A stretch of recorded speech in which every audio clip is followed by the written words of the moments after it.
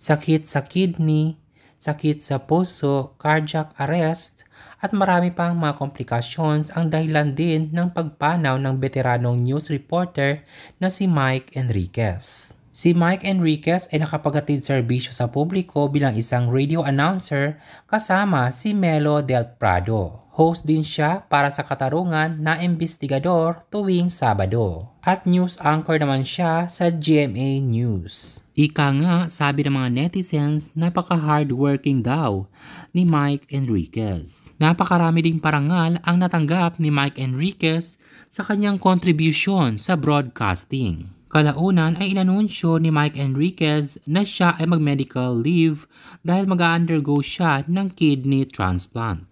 Sa sobrang sipag ni Mike, nagtatrabaho pa rin siya or on duty pa rin kahit na siya ay merong karamdaman. At sa kabaitan ni Mike nung siya ay pumanaw, siya ay nag-trending sa iba't ibang social media platforms. Sa mga netizens na hindi masyado nakakilala kay Mike Enriquez, marami sa kanila ang nagtatanong kung si Mike ba ay kasal at merong anak.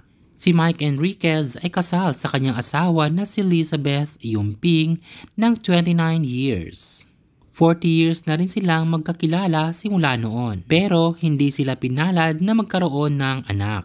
Si Mike Enriquez ay galing sa hirap at nagsikap kaya yumaman ng husto. At alam nyo ba guys na lahat ng kayamanan ni Mike Enriquez ay umabot na sa 300 million pesos. Pero kung titignan natin siya, parang napaka-humble naman niya at napaka-simpleng tao.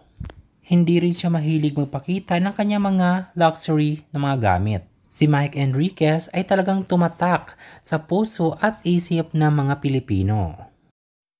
Ano ang masasabi nyo sa video na ito guys? Mag-comment na kayo at mag-subscribe at i-click ang tiny bell button para palagi kayong updated dito lamang sa Short Video 1. Maraming salamat sa inyong panonood.